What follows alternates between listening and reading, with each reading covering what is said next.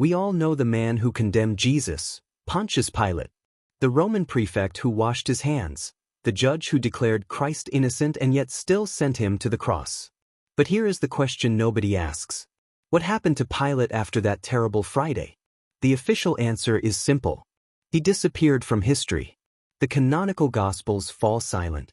The Bible says nothing more about him. And for centuries, that was enough for most Christians.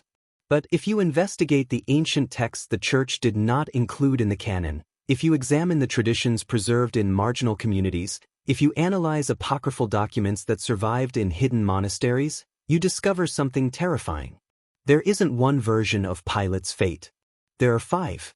5 completely different accounts, 5 contradictory endings, 5 traditions that cannot all be true at the same time. And most disturbingly, each of these versions was preserved by a distinct branch of early Christianity, as if different communities jealously guarded their own narrative about what happened to the man who condemned the Son of God. According to Eusebius of Caesarea, one of the first church historians, Pilate was exiled to Gaul and ended up committing suicide under orders from Emperor Caligula. But according to Ethiopian tradition, Pilate converted to Christianity, was martyred for his faith, and is venerated today as a saint in the Ethiopian Orthodox Church. How is this possible? A saint or a cursed suicide? According to the apocryphal texts known as the Acta Pilati or Acts of Pilate, this Roman prefect was beheaded by order of Emperor Nero. But at the moment of his death, a heavenly voice received him into divine pardon. Yet, according to another tradition preserved in medieval manuscripts, Pilate's body was rejected by the earth, the sea, and the sky. Wherever they buried him, terrifying storms and supernatural phenomena would arise. His corpse was moved 3 times, finally ending up in a dark lake in the mountains of Switzerland, where, according to local legends, his tormented soul still wanders restlessly. 5 versions, 5 fates, 5 truths that cannot coexist. And here is the question you should be asking. Why did the official church choose to speak of none of them? Why did the ecumenical councils that decided which books would be included in the Bible also decide which books about Pilate should be forgotten? What is in those censored texts that is so uncomfortable for the official narrative? Because there is something all these accounts share, no matter how different they are. None of them show Pilate finding peace. Not in life, not in death, not in the afterlife. The man who washed his hands in front of Jesus, according to ancient traditions, could never get them clean again. And in one of those forbidden texts, preserved in a 5th century manuscript, there is a chilling sentence that Jesus supposedly said to Pilate during their private trial, "You will know who I am when you can no longer avoid it." That sentence isn't in Matthew, it isn't in Mark, it isn't in Luke or John. It's in a gospel the church deemed too disturbing to include in the canon. And what you are going to discover in this video is why that phrase so terrified the ecclesiastical leaders that they decided to bury it for over 1,000 years. Because Pilate's fate isn't just a historical curiosity, it's a warning. A warning about what happens when you come face to face with the truth and choose to look away. When you decide that political pressure is more important than divine justice. When you wash your hands believing that's enough to free you from responsibility. But before I reveal that terrifying ending that the church hid, before I show you the censored documents describing the last days of Pontius Pilate, you need to know who this man really was. Because the image you've been given of him is a lie. Pilate, the brutal governor. The Bible shows you an almost compassionate Pilate, a man trapped between his conscience and the pressure of the crowd. A judge who tries to save Jesus, who publicly says, "I find no fault in this man," who washes his hands as an act of moral protest. But that image, according to historians contemporary to Pilate, is completely false. Flavius Josephus, the Jewish historian who lived just decades after these events, describes Pilate in devastating terms in his work Antiquities of the Jews. According to Josephus, Pilate was corrupt, violent, and ruthless, a man who enjoyed provoking the Jewish people, who used violence as his first response to any protest. And these weren't just words. In Luke 13 verse 1, there is a brief, chilling reference to an event the other Gospels don't even mention. At that time some were present who told him about the Galileans whose blood Pilate had mixed with their sacrifices. Pilate had ordered the massacre of Galilean pilgrims inside the temple while they were offering sacrifices, mixing their blood with the blood of the animals offered to God. It was a profanation so extreme, so calculatingly cruel, that even the canonical Gospels mention it in passing, though without giving details.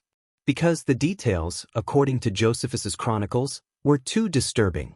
Another example, when Pilate took money from the temple treasury to build an aqueduct in Jerusalem, the Jews protested peacefully. According to Josephus, Pilate sent soldiers disguised among the crowd. At a signal, they pulled out clubs hidden under their tunics and began to beat people indiscriminately. Hundreds died, not in combat, but simply crushed in the panic. And according to Philo of Alexandria, another contemporary Jewish writer, Pilate was known for his venality, violence, robberies, assaults, abusive conduct, frequent executions without trial, and incessant, savage cruelty. This is the man the Gospels present as someone who wanted to save Jesus. Why this abysmal difference between the Bible and contemporary historical sources? Academics have an uncomfortable theory. When the Gospels were written decades after the crucifixion, Christianity was trying to expand in the Roman Empire, and blaming a Roman prefect too heavily was not politically convenient. It was safer to transfer the blame almost entirely to the Jewish leaders. And so, slowly, Pilate was transformed in the narrative into a conflicted man, almost a victim of circumstances. But in 1961, an archaeological discovery changed everything. In the ruins of Caesarea Maritima, the Roman administrative capital in Judea, a stone inscription was found, an official dedication mentioning Pontius Pilate, prefect of Judea. It was the first physical archaeological evidence that Pilate truly existed. And most revealingly, the title wasn't procurator, as the Gospels say, but prefect, a military title. The title of a military commander charged not with governing, but with controlling. Pilate wasn't a civil administrator. He was a general, a military man sent to a volatile region with a single purpose: to maintain Roman order by any means necessary. And that man, that brutal commander, that merciless prefect, that was the man who sat opposite Jesus of Nazareth that Passover Friday. We are living in days when prophecies are being fulfilled before our very eyes, but most still walk in darkness, trapped in incomplete truths that were carefully hidden from humanity for centuries. Now think, what if the very thing that was removed from the scriptures contains the answers you've been seeking for years? Answers that can illuminate your path, strengthen your faith, and reveal the true purpose of Jesus' coming. That is why I prepared a powerful digital book for you. Why did the apostles hide the most dangerous words of Jesus? This book is not just a read. It's a spiritual awakening, a tool for those who wish to go beyond the surface, free themselves from manipulation, and reconnect with the authentic Christ, without filters, without distortions, without human interests. Download it right now. It's available in the first pinned comment. But be warned, this content could be removed at any time. It contains spiritually sensitive revelations that make even religious leaders uncomfortable. Don't wait for the world to collapse to seek what your soul already knows it needs. Click now, download your copy, and allow this truth to begin transforming your life. And if you are one of the first to download it, come back here and write, Amen. That will be your act of faith. And perhaps today, God will open a door you never even imagined was about to open. Pilate's wife. Prophecy ignored. But there is someone else in this story. Someone whom Christian traditions almost forgot, but whom ancient texts preserved with reverence. Claudia Procula, the wife of Pontius Pilate. In the Gospel of Matthew, there is a brief, strange verse that interrupts the trial narrative. While Pilate was sitting on the judgment seat, his wife sent word to him, "Have nothing to do with that righteous man, for I have suffered greatly today in a dream because of him." One verse, one warning. And Pilate ignored it. But who was this woman, and why do ancient traditions remember her with such veneration that some churches canonized her as a saint? According to Origen, one of the 3rd century church fathers, a letter existed that Claudia Procula supposedly sent to Rome after the crucifixion, a letter where she confessed to witnessing the greatest judicial error in history. That letter is lost, or was destroyed, or is hidden in some secret archive. but oral traditions preserved its essence. Claudia didn't just have a dream. According to early Eastern Christian communities, she had a vision, a direct revelation of who Jesus truly was. And when she tried to warn her husband, he chose politics over prophecy. The Greek Orthodox tradition celebrates Saint Claudia Procula on October 27th. In her icons, she appears with a halo, a martyr not of blood, but of rejected truth. Because according to these traditions, after the crucifixion, Claudia converted to Christianity. She separated from Pilate spiritually, even if she remained by his side physically. And when he was exiled from Judea, she accompanied him into banishment, not out of love, but out of penance. There is a tradition preserved in Eastern monasteries that tells of something harrowing. When Pilate was summoned to Rome to face charges for his crimes in Judea, Claudia knew it was the inevitable consequence of condemning the Son of God. She had seen in her dreams what was to come. And although she tried to warn him, although she begged him not to get involved in that trial, he chose to wash his hands. And from that moment, according to the traditions, Claudia lived with a burden that was not hers, having seen the truth and been unable to prevent the tragedy. The apocryphal texts known as the Pontius Pilati, the surrender of Pilate, mention that when Pilate was finally executed in Rome, Claudia remained by his body. And according to some versions of this text, she died shortly after, not of illness, but of sorrow. Sorrow for having witnessed the crucifixion of the Messiah. Sorrow for having watched her husband destroy himself. Sorrow for having received a divine warning and seeing it ignored. In Orthodox liturgies, there is a prayer dedicated to her that says, "Saint Claudia, you who saw the truth in dreams and were ignored, pray for us who also see signs and overlook them." Because that is the deepest lesson of Claudia Procula. Sometimes the truth comes to you in dreams, in intuitions, in warnings you cannot rationally explain. And the question is, do you listen to them, or do you ignore them because they aren't convenient? Pilate had one chance, a final warning sent directly from heaven through his own wife, and he rejected it. And that decision, according to ancient texts, cost him more than he could ever have imagined. CTA of Connection. Had you ever heard about Claudia Procula and her prophetic dream? Tell me in the comments. I am fascinated to know how much true seekers of truth like you already know. Your experience can enlighten others who are just awakening to these revelations. The trial, what the Gospels don't tell. Now let's return to the trial itself, because there are details in the canonical Gospels that, if you read them closely, don't make sense. Subtle contradictions, strange silences, details that suggest something more was happening between Jesus and Pilate, something the Gospels chose not to fully explain. Let's start with the time. According to the Synoptic Gospels, Matthew, Mark, and Luke, Jesus was brought before Pilate early in the morning. But according to John, it was around the 6th hour, meaning near noon. A 6-hour difference. And in those 6 lost hours, according to apocryphal texts, a conversation took place that changed everything. John's Gospel mentions something the other 3 Gospels omit entirely. Pilate took Jesus inside the praetorium, alone, away from the crowd, and asked him questions that make no sense if Pilate only wanted to confirm a simple political charge. "Are you the king of the Jews?" Jesus replies with another question, "Are you saying this on your own, or did others tell you about me?" And Pilate, frustrated, says, "Am I a Jew?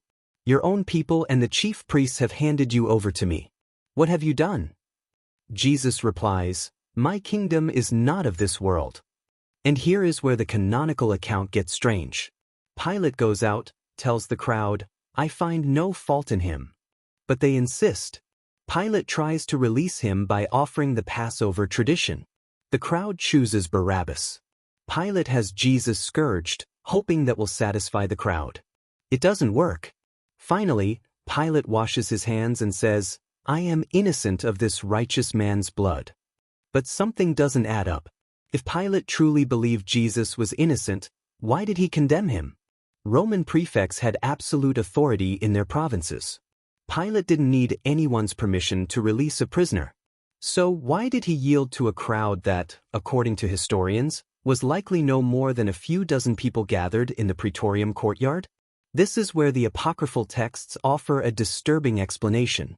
According to the Acta Pilati, a 4th century document supposedly based on official Roman archives, Pilate didn't just question Jesus once, he questioned him 3 times.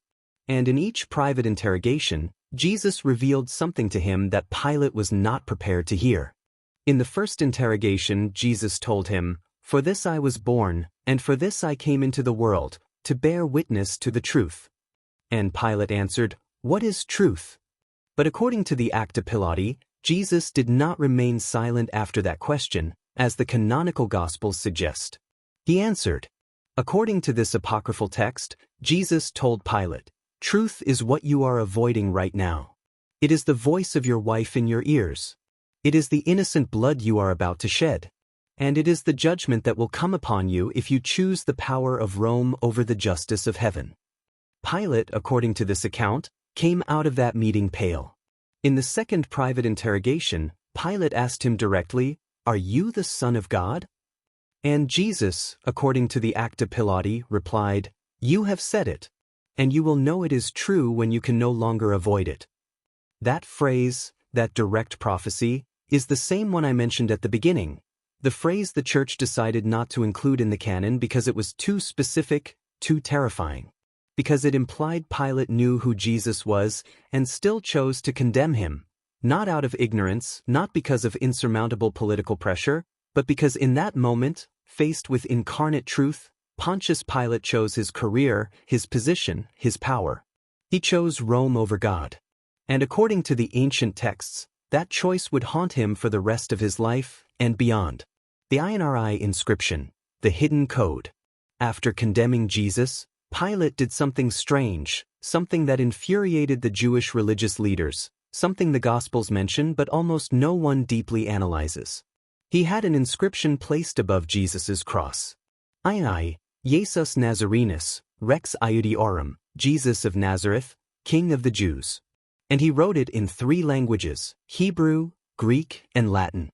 The chief priests immediately went to Pilate and said, "Do not write King of the Jews, but that he said, 'I am King of the Jews.'" They wanted Pilate to change the inscription, to make it clear it was a claim by Jesus, not an official recognition from Rome. But Pilate responded with words that echo through the centuries, "What I have written, I have written." Why was he so inflexible? Why did he refuse to change a simple inscription? Because according to the mystical and Gnostic interpreters of the first centuries, Pilate had just done something he didn't intend to. He had become an unwitting prophet. By writing that inscription in 3 languages, the 3 main languages of the known world, Pilate was unknowingly declaring that Jesus was the universal king. Not just of the Jews, but of all peoples, all tongues, all nations. Hebrew, the sacred language of the scriptures. Greek, the language of philosophy and wisdom. Latin, the language of power and empire. Pilate had written, with official Roman authority, the very thing the religious authorities wanted to deny, that this man hanging on the cross was, in fact, a king. Jewish Kabbalists who later converted to Christianity found something even deeper in that inscription. According to Hebrew mysticism, the initial letters in Hebrew for Jesus of Nazareth, King of the Jews, form an acrostic that, according to certain numerological interpretations, represents the totality of creation. And the Gnostics, for their part, reinterpreted INRI in a completely different way. Ignis natura renovator integra. Fire renews nature completely, an alchemical and spiritual reference to transformation and resurrection. Did Pilate know any of this? Of course not. But was he aware that he was writing something powerful, something the religious leaders wanted to censor? And he refused to change it. Because in that moment, perhaps for the first time in his life, Pontius Pilate wrote the truth. Not the convenient truth, not the truth Rome expected, not the truth the priests wanted, the absolute truth. And he sealed it with imperial authority. What I have written, was an act of defiance, of pride, or perhaps something deeper. Perhaps, in the depths of his being, Pilate knew what he was doing. He knew he was condemning an innocent man. He knew this man was special. He knew his wife's words were right. And in a final act of internal resistance, he wrote the truth on the cross, as if to say to the universe, "I know who this man is, and you will know it too." But knowing the truth and acting on it are two completely different things. And Pilate chose the second option. He wrote the truth on the cross, but sent the bearer of that truth to die. And according to the apocryphal texts, that internal contradiction, knowing the truth and betraying it, was the seed of his destruction. You no longer have to carry that weight alone. Awaken to the forgotten truths with the digital book. Why did the apostles hide the most dangerous words of Jesus? The link is in the first pinned comment. Click now and get your copy before it's taken down. Pilate before Tiberius. The summons. Now, let's move forward in time. 3 years after the crucifixion of Jesus, Pilate was still prefect of Judea. He was still ruling with an iron fist. He was still the same brutal man he had always been. But something had changed. According to Flavius Josephus, in 36 AD, Pilate ordered another massacre. This time, it wasn't Jews, it was Samaritans. A Samaritan prophet had summoned his followers to Mount Gerizim, promising to show them the sacred temple vessels that Moses had supposedly hidden there. Thousands gathered. Pilate saw a potential revolt and responded as he always did, with extreme violence. He sent troops, blocked the roads, attacked the crowd, killed dozens, arrested many more, and summarily executed the leaders. But this time, the Samaritans did not stay silent. They sent a formal delegation to Vitellius, the Roman governor of Syria, Pilate's direct superior. And Vitellius, after hearing the accusations, did something unprecedented. He summoned Pontius Pilate to Rome to answer before Emperor Tiberius. It was a devastating public humiliation. Roman prefects were rarely called to account. Pilate had ruled Judea for nearly 10 years with total impunity. But now, for the first time, he would have to answer. According to Eusebius of Caesarea, one of the first church historians, Pilate undertook the journey to Rome in 36 AD. But when he arrived in the capital of the empire, Emperor Tiberius was dead. He died on March 16, 37 AD, likely before Pilate ever reached Rome. And the new emperor, Caligula, had his own priorities. Pilate was left in political limbo, without a trial, without an acquittal, without a formal condemnation. Simply forgotten. And this is where the historical sources go silent. Josephus says nothing more about Pilate after this point. Tacitus doesn't mention him. Official Roman records contain no further reference. It's as if Pontius Pilate vanished from history. But the early Christian traditions, those the Church did not include in the official canon, say something different. They say Pilate didn't just disappear. They say what happened to him next was so disturbing, so terrifying, so far outside the natural, that the Church decided not to include it in the official narrative. Because telling the truth about Pilate's fate meant admitting something uncomfortable, that a divine justice exists that operates beyond human courts.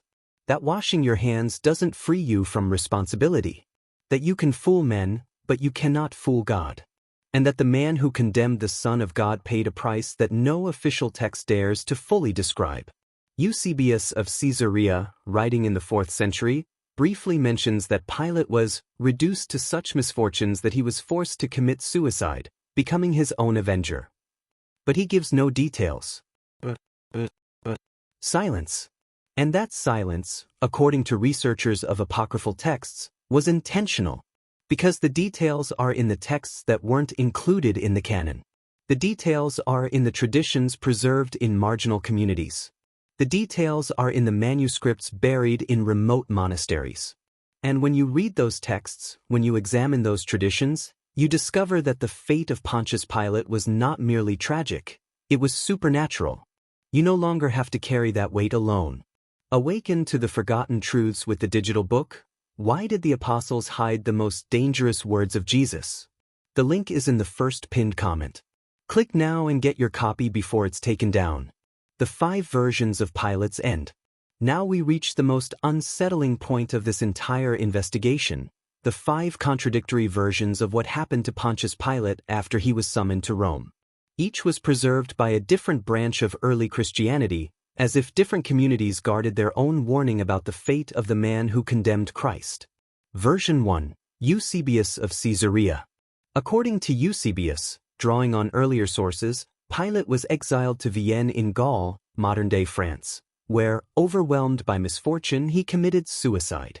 This is the most acceptable version for an institutionalized church, a political suicide, with no disturbing supernatural elements. Version 2, Ethiopian tradition. The Ethiopian Orthodox Church preserved the opposite. Pilate converted to Christianity after the crucifixion. He recognized his error, repented deeply, and was martyred for his faith. Today, he is venerated as a saint on June 25th. A narrative of redemption that the rest of Christianity rejected. Version 3, Acta Pilati. According to these 4th century apocryphal texts, Pilate was beheaded in Rome by order of Nero. But at the moment of his execution, a heavenly voice proclaimed, "All generations will call you blessed, because in your time the prophecies were fulfilled." A death with divine pardon. Version 4, Swiss tradition. In the mountains of Lucerne, there is a Mount Pilatus. Local legend holds that Pilate was exiled there and, tormented by unbearable visions, threw himself into a lake at the summit. For centuries, strange phenomena were reported: sudden storms, spectral apparitions, inexplicable sounds. His spirit wanders without peace. Version 5, Pontius Pilate. This is the most disturbing. Pilate was executed in Rome, but his body was rejected wherever they tried to bury it. Storms, earthquakes, and terrifying phenomena would arise. They moved it to the Tiber. The waters turned violent. They took it to Vienne. The same phenomena. Finally, it was thrown into a lake in Switzerland, where, according to tradition, it remains, rejected by heaven, earth, and sea. 5 versions, 5 completely different fates. The devastating question is, why so many contradictory narratives? What truth are they all hiding? Where are you watching this video from? I'm thrilled to know these truths are reaching thirsty souls around the world. Write your country or city. Let's form a global network of truth seekers. The most disturbing version, the censored text. Of all the versions, there is one the medieval church actively tried to suppress. A version so disturbing, so laden with supernatural elements, that it was considered dangerous to the faith of common believers. The text is called Pontius Pilati, the surrender of Pilate. And although it survived in some medieval Latin manuscripts, it was never included in any official compilation, never read in churches, never widely translated. Because it tells a story that challenges the comforting narrative of universal divine mercy. It tells the story of a man who knew the truth, chose to destroy it, and for that choice, was condemned to a fate that not even death could alleviate. According to the Pontius Pilate, after Pilate was relieved of his post in Judea, he traveled to Rome to face the Samaritans' accusations. But when he arrived, Tiberius had died and Caligula had taken the throne. Then, news arrived from Judea about a man named Jesus of Nazareth, who had been crucified, and whose followers claimed he had resurrected, and that this man had been condemned by Pontius Pilate. Caligula, intrigued, summoned Pilate for questioning. "Is it true you condemned an innocent man to death, a man some call the Son of God?" And Pilate, according to the text, replied, "Yes, Caesar, but it was not my will. It was the Jews who demanded it. I washed my hands." Caligula, enraged, said, "You washed your hands, and with that you think you are free of guilt?" and ordered Pilate to be tortured. According to the Pontius Pilate, the tortures were extreme. Pilate was subjected to punishments that left him on the brink of death. And in the midst of the torment, the text says, Pilate screamed, "I only obeyed. I didn't want to condemn him." But a voice, the text doesn't specify if it was human or divine, replied, "Liar. You knew who he was. Your wife warned you. He himself was revealed to you. Yet you sent him to the cross." Finally, Caligula ordered Pilate's execution. He was beheaded. And here, the most unsettling part of the story begins. When they tried to bury Pilate's body in Rome, according to the Pontius Pilate, inexplicable phenomena occurred: thunder without clouds, localized earthquakes, spectral visions that terrified the guards. The pagan priests consulted their oracles and received a terrifying answer: that man cannot rest in Rome. His guilt is too great. So the body was moved to the Tiber River, thinking the waters would carry it far away. But according to the text, Wherever the body touched the water, the currents turned violent. Ships sank, fishermen drowned. They took the body out of the Tiber, took it to Vienne in Gaul, modern-day France. The same phenomena reoccurred. Storm, destruction, terror. The locals demanded the body be removed. Finally, according to the tradition preserved in the Alps, the body was taken to a remote lake in the Swiss mountains and thrown into the water. And according to the Pontius Pilate, it remained there. But not in peace. For centuries, local legends in Switzerland spoke of strange phenomena around Mount Pilatus. On certain days of the year, the lake would turn red as blood. Spectral figures would appear, washing their hands in the water. Screams were heard in the night. Travelers camping near the lake reported nightmares where a man in Roman robes would ask them, "Where is the truth?" In the Middle Ages, local authorities forbade climbing Mount Pilatus on Good Friday because they believed that on that day, Pilate's spirit manifested with the greatest force, and anyone who saw it would go mad. Is this literal? Is it symbolic? Academics debate. But what cannot be debated is this: for over 1,000 years, Christian communities in Europe preserved the belief that Pontius Pilate found no peace in life or in death, that his body was rejected by earth, water, and air, that his soul was trapped in a state of eternal torment, not because he was the most evil of men, but because he had the truth right in front of him and chose to destroy it. And that choice, according to these traditions, had consequences that transcended the natural. The text of the Pontius Pilati ends with a chilling warning. Just as Pilate washed his hands but could never become clean, so too will anyone who knows the truth and betrays it never find rest, neither in this life nor in the next. You no longer have to carry that weight alone. Awaken to the forgotten truths with the digital book. Why did the apostles hide the most dangerous words of Jesus? The link is in the first pinned comment. Click now and get your copy before it's taken down. Why did the church choose to silence this? Now we come to the most important question of all. Why did the church decide not to include these accounts of Pilate's fate in the official canon? Why were texts like the Pontius Pilati, the Acta Pilati, and other traditions considered apocryphal and eventually banned? The answer is uncomfortable and has to do with something much bigger than Pilate himself. It has to do with the relationship between the Church and the Roman Empire. As Christianity was expanding in the first centuries, it faced a delicate political question. How do you convince the Roman Empire to adopt a religion whose founder was executed by a Roman prefect? How do you get Rome to accept Jesus without condemning Rome itself?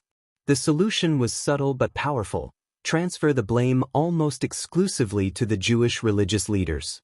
Present Pilate as a reluctant judge, a trapped man, almost a victim of circumstances. And minimize or eliminate any story that showed Pilate suffering a terrible divine punishment.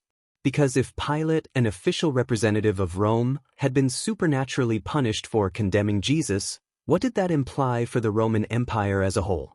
Did it mean the entire empire was under divine judgment? That was a dangerous narrative, especially after 313 AD, when Emperor Constantine legalized Christianity, and even more so after 380 AD, when Emperor Theodosius made it the official religion of the empire. How could you say that Rome was now the secular arm of God on earth if the greatest crime in history had been committed by a Roman official? The solution was silence. The texts describing Pilate's terrible fate were gradually excluded from public readings. They weren't completely destroyed. The Church rarely destroyed texts, it just let them fall into disuse. But they stopped being copied, stopped being translated, stopped being mentioned in sermons. And over time, most Christians forgot they ever existed. The Council of Nicaea in 325 AD established the canon of the New Testament. And these texts about Pilate were simply not included. Not because they were theologically heretical, but because they were politically inconvenient. Because telling the truth about Pilate's fate would have forced the Church to acknowledge something it preferred not to face: that political power and spiritual truth are often in conflict, and that choosing power over truth has eternal consequences. But there's something else, something that scholars like Dr. Helen Bond of the University of Edinburgh have pointed out. The story of Pilate is a mirror in which every generation of Christians sees itself reflected. Because we all face our own Pilate moment. That moment when the truth is in front of us and we have to choose. Do I accept it even if it costs me? Or do I wash my hands and let others decide? And perhaps that's why the church silenced the most disturbing accounts about Pilate. Not to protect Pilate, but to protect the faithful from facing an uncomfortable truth, that washing your hands doesn't free you from responsibility. That neutrality in the face of injustice is complicity. That saying, I didn't decide this, others did, doesn't save you from judgment. And that, according to these censored traditions, there is a price to pay. A price that transcends this life. Do you think the church deliberately hid Pilate's terrible fate so as not to inconvenience the Roman Empire? Or do you think there were legitimate theological reasons to exclude these texts? Share your opinion in the comments. I want to know what true seekers of truth think. Pilate, symbol of moral cowardice. Over the centuries, the figure of Pontius Pilate never disappeared from the Christian imagination. And something fascinating happened. Popular culture has tried to redeem him time and time again. Dante placed him in limbo, not hell, a place for those who lived without faith, not for the wicked. Medieval plays presented him as a pompous buffoon. Modern cinema constantly humanizes him, a pragmatic politician, a man tortured by guilt. Why this need to redeem Pilate? Because he represents something we all fear, knowing the truth and not having the courage to act on it. Pilate is the archetype of the man under pressure, and that resonates deeply in our modern psychology. We have all felt that way. We have all chosen convenience over what is right. And we want to believe that this doesn't condemn us eternally. But here is the uncomfortable tension. The ancient texts do not offer that redemption. The Acta Pilati shows a body rejected by creation. The Swiss tradition shows a spirit trapped eternally. Even Eusebius ends with a desperate suicide. Only the Ethiopian tradition offers forgiveness, and the rest of Christianity rejected it. Perhaps the reason popular culture constantly tries to redeem Pilate is because if he cannot be redeemed, what hope is there for the rest of us? And perhaps that is precisely the point of the censored texts, that there are moments where the choice you make defines your destiny eternally. That not everything can be forgiven just by asking. That there are real spiritual consequences for betraying the truth when you know it. The curse of Pilate, lessons for today. Now let's step out of ancient history and ask the most important question. What does Pontius Pilate have to do with your life today? Why should you care what happened to a Roman prefect 2,000 years ago? Because the Pilate moment isn't something that happened once in history. It's something that happens every day. In your life, in mine, in the world around us. Every time you face an uncomfortable truth and have to decide, do I accept it or do I look away? That is your Pilate moment. Every time you know what is right, but choosing it will cost you your job, your reputation, your comfort, that is your Pilate moment. Every time you see injustice and think, it's not my problem, someone else should do something, you are washing your hands. And according to the story of Pilate, washing your hands frees you from nothing. It only creates the illusion that you are not responsible. But the responsibility remains. Because according to the ancient texts, Pilate washed his hands physically, but he could never clean his conscience. According to the Acta Pilati, the supernatural phenomena that followed his body were manifestations of that unresolved guilt. The earth rejected him because he had rejected the truth. The water rejected him because he had tried to wash away his responsibility. Heaven rejected him because he had chosen earthly power over divine justice. And whether that is literal or symbolic doesn't matter, because the lesson is clear. You cannot escape what you know to be true. You can ignore it, you can rationalize it, you can make excuses, but the truth you know haunts you. In the Bible, there is a terrifying phrase in Matthew 27 verses 24 to 25. After Pilate washes his hands, he says, I am innocent of this righteous man's blood. And the people answer, His blood be on us and on our children.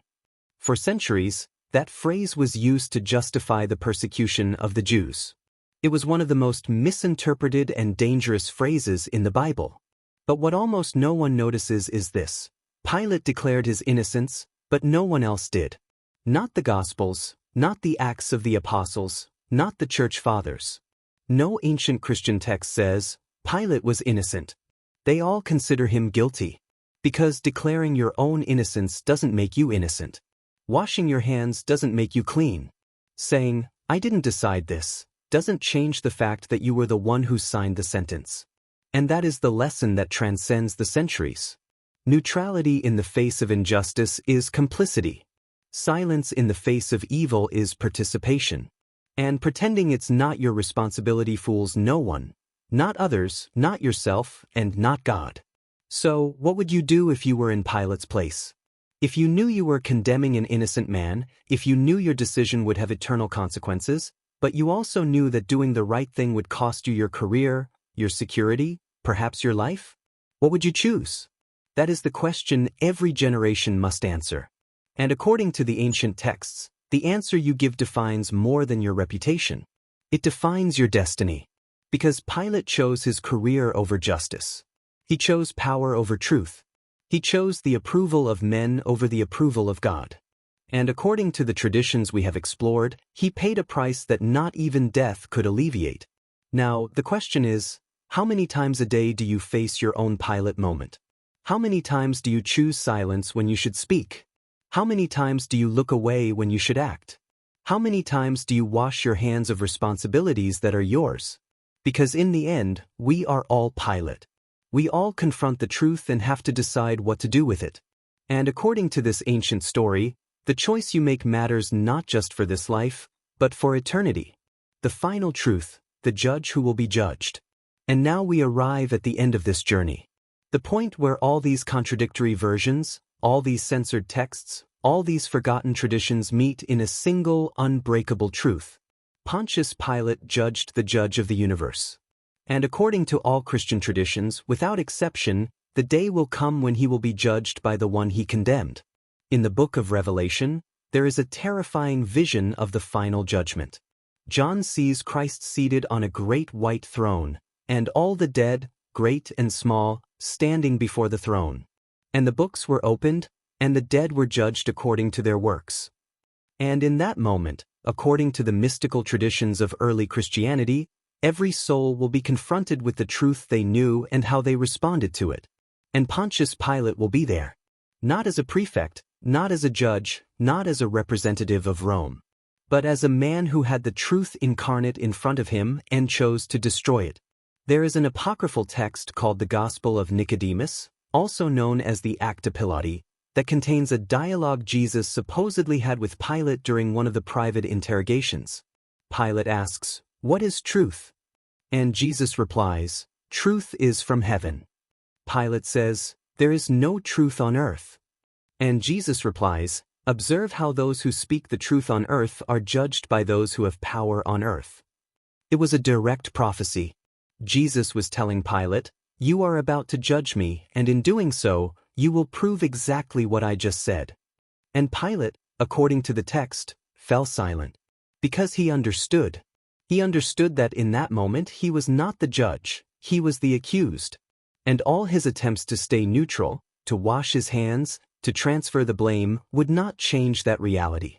There is an image that appears in medieval Christian art that is profoundly symbolic.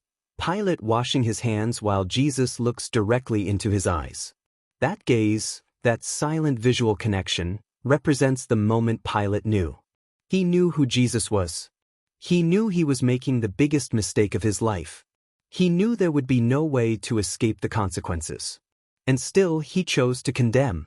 And according to the Acta Pilati, at the moment of the crucifixion, Jesus looked at Pilate from the cross, not with hatred, not with vengeance, but with something far more terrifying, with absolute knowledge. As if to say, "I know why you are doing this, and you know it too. And neither of us will ever be able to pretend it wasn't so."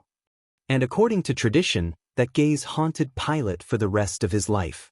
Not as an external curse, but as the internal truth he could never erase. And when his end came, whether by suicide, execution, or any of the versions we've explored, that truth remained. Because you can fool the Senate, you can fool the emperor, you can fool the people. But you cannot fool your own soul. And you cannot fool the God who knows every thought, every motivation, every choice you made. So, what is the final lesson of Pontius Pilate? That the truth always comes to light. That divine justice operates on a scale that transcends human courts, that you cannot wash your hands of what your soul already knows, and that the day will come, for Pilate, for you, for me, when we will have to answer for what we did when the truth was right in front of us. There is one last tradition I want to share with you. In some manuscripts of the Gospel of Nicodemus, there is a phrase Jesus supposedly said to Pilate in their final private meeting, "You will know who I am when you can no longer avoid it." And according to that tradition, Pilate replied, "I already know who you are. And that is what terrifies me." 2,000 years later, the entire world knows the name of Jesus of Nazareth. Billions of people worship him. His teachings have transformed civilizations. His name is invoked in joy, in hope, in prayer. And Pontius Pilate is remembered for only one thing, as the man who condemned him. Emperor Tiberius, under whose reign all this happened, is barely remembered today. The high priests Annas and Caiaphas are footnotes in history. But Jesus is worshipped on every continent, in every language, in every generation. And Pilate, the man who thought he had power over him, is remembered only for his greatest failure. That is the final irony. That is the justice that transcends time. And that is the warning these censored traditions have preserved for 2,000 years, that you can have all the power in the world, but if you betray the truth when you know it, you will lose something far more important than power. You will lose your soul. Subscribe to the channel and activate the bell so you don't miss any revelations. Don't miss the next video, where we will continue to unravel truths that have remained hidden for centuries. And if you truly feel the call to go deeper, consider joining as a member. The guardians of the truth are already accessing knowledge we can never make public. Thank you for watching this video to the end. May the truth always light your path.